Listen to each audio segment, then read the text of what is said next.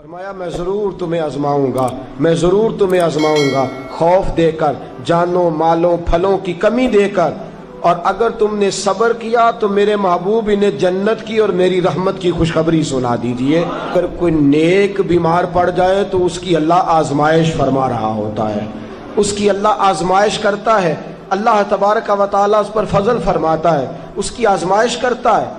پھر ان مصیبتوں پر جو شخص صبر کرے، رب فرماتا ہے اگر میری رضا پہ راضی ہو گیا تو ان اللہ مع الصابرین، باقی نیکیوں پر میں ثواب دیتا ہوں، اور جو کوئی صبر کرتا ہے رب فرماتا ہے میں اس کا بن جایا کرتا ہوں، صبر کرنے والوں کے ساتھ ہو جاتا ہوں۔ اور جب اللہ آزمائش ڈالتا ہے نا تو جو کام سیدھے ہوتے ہیں وہ بھی الٹے ہونے شروع ہو جاتے ہیں۔ جب خدا کی طرف سے وَلَنَبْلُوَنَّكُمْ بِشَيْءٍ مِّنَ الْخَوْفِ وَالْجُوعِ وَنَقْصٍ مِّنَ الْأَمْوَالِ وَالْأَنفُسِ وَالثَّمَرَاتِ، جب اللہ کی طرف سے آزمائش آتی ہے، جب انسان پر اللہ کی طرف سے کوئی چیز نازل ہوتی ہے، آپ سونے کو ہاتھ رکھتے ہیں تو مٹی ہو جاتی ہے۔ آپ کسی طرف بھی، بہت سے دوست آ کے کہتے ہیں جی قدم آگے اٹھاتا ہوں جاتا پیچھے ہے، کیا کروں؟ تو میں اکثر عرض کرتا ہوں کہ تھوڑے دن قدم اٹھانا ہی چھوڑ دیں۔ کیا کریں؟ بیٹھ کے اللہ اللہ کریں، صبر کریں، دعا کریں۔ کچھ وقت انسان پر ایسا ہوتا ہے، تلک الایام نداولها بین الناس، جو اللہ نے انسان کے دن بدل کے رکھنے ہوتے ہیں، کچھ وقت ایسا ہو، پھر ایک وقت آتا ہے کہ وہی انسان مٹی میں ہاتھ رکھتا ہے تو اللہ اسے سونا بنا دیتا ہے۔ رب آزمائش کرتا ہے، رب آزماتا ہے۔ جو لوگ مصیبتوں پر صبر کرتے ہیں، جو لوگ مصیبتوں پر صبر کرتے ہیں، سید عالم نور مجسم شفیع معظم صلی اللہ تعالی علیہ وسلم نے فرمایا، رب فرماتا ہے ایک بندہ اللہ کی بارگاہ میں کھڑا ہوا، قیامت کا دن ہے، فرشتے نامہ اعمال کھولنے لگے۔ اللہ نے فرمایا فرشتوں تمہیں پتہ ہے میں نے اسے دنیا میں بڑے دکھ دیے تھے، اس پر بڑی آزمائشیں آئی تھیں، اس نے زندگی بڑی تکلیف میں گزاری تھی، تمہیں خبر ہے؟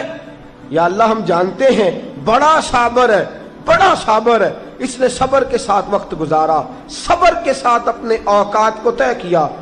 رب فرماتا ہے جو اتنا صبر کرے میں اس کا نامہ اعمال ٹٹولوں، اس کا نامہ اعمال کھولتے ہوئے مجھے شرم آ رہی ہے، سارا کچھ لپیٹ دو اور بغیر حساب کتاب اسے جنت میں داخل کر دو۔ یہ صبر کرنے والا ہے، یہ صبر کرنے والا ہے۔ بڑی خوبصورت حدیث، بڑی، بخاری شریف میں موجود ہے۔ بخاری شریف کی یہ حدیث ایسی ہے جسے میں جب بھی پڑھتا ہوں میں چوم لیتا ہوں۔ حدیث کیا ہے؟ رسول کریم صلی اللہ تعالی علیہ وسلم نے فرمایا، رب فرماتا ہے ایک بندہ ہے، اس کو میں نے آنکھیں نہیں دی، اس کو میں نے آنکھیں نہیں دی، اندھا ہے، پیدائشی اندھا ہے یا بعد میں کسی وجہ سے ہو گیا، اس کے پاس آنکھیں نہیں، لیکن اس نے زندگی بھر صبر کیا، اس نے زندگی بھر صبر کیا۔ صبح قیامت وہ کھڑا ہوا تو رب کریم نے فرشتوں سے فرمایا، فرشتوں اس کو میں نے آنکھیں نہیں دی، بیچارہ نہ بیٹی دیکھ سکا نہ بیٹا، نہ باپ دیکھ سکا نہ ماں، یہ کوئی دنیا کا نظارہ نہیں کر سکا، تم بتاؤ اس کا اجر کیا ہے؟ فرشتے کہتے ہیں مولا جنت کا اعلیٰ درجہ دے دے، اللہ اسے بے حساب بخش دے۔ رب فرماتے اس نے ساری زندگی بغیر آنکھوں کے صبر کیا ہے، اسے صرف جنت نہیں ملے گی بلکہ آج اسے اس کا رب اپنا دیدار بھی کرائے گا۔ فرمایا قیامت میں لوگ جنت کے نظارے کریں گے اور یہ اللہ کا دیدار کرے گا، اس کو رب کریم کے جلوے دکھائے جائیں گے، اس لیے کہ یہ صابر رہا۔ اور میرے اعلیٰ حضرت فاضل بریلوی رحمۃ اللہ علیہ فرماتے ہیں جو صابر ہوتا ہے نا، توجہ ہے آپ کی، میری بات کی سمجھ آ رہی ہے؟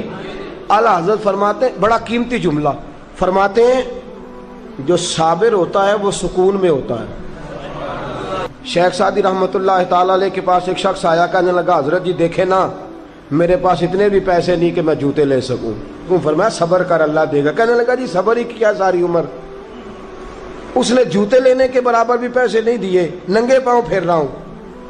شیخ سعدی رحمۃ اللہ تعالی علیہ نے اس کا بازو تھاما، ایک گھر میں لے گئے، دروازے پہ دستک دی، گھر کا مالک باہر آیا، اس نے دونوں طرف بیساکھیاں پکڑی ہوئی ہیں، ٹانگیں تو ہیں پر پیر ہی کوئی نہیں۔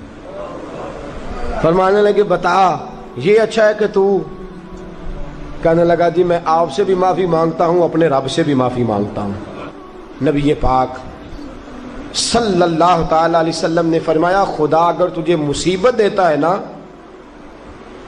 اور ان مصیبتوں پر جب اللہ تجھے قیامت میں اجر دے گا تو تیرا دل چاہے گا کاش سکون ہوتا ہی نہ، آزمائشیں ہی آزمائشیں ہوتی، تو وہ اجر دیکھے گا۔ وہ کسی دانشور نے کہا تھا کہ میرا باپ انتقال کر گیا، 6 مہینے گزرے تو میرا 18 سال کا بیٹا بھی انتقال کر گیا۔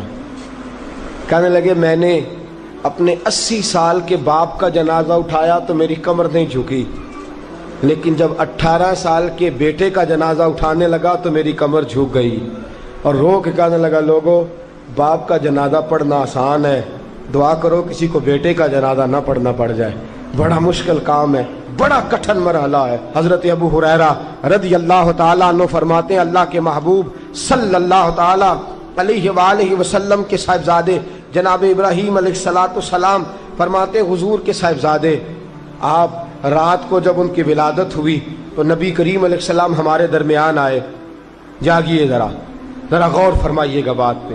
سید عالم صلی اللہ علیہ وسلم تشریف لائے اور ہم نے حضور کے چہرے کو چمکتے دیکھا۔ ہم نے کہا یا رسول اللہ موڈ مبارک بڑا اچھا ہے، حضور کوئی خیر کی خبر ہے؟ فرمایا مجھے مبارک دو، اللہ نے مجھے بیٹا عطا فرمایا ہے۔ فرماتے ہیں اگلے ہی دن، ایک روایت ہے کچھ عرصے کے بعد، ایک روایت ہے اگلے ہی دن ظہر کے بعد میرے محبوب نے پیار کرنے کے لیے بیٹا اٹھایا اور صاحبزادے کی سانسیں اکھڑنے لگی۔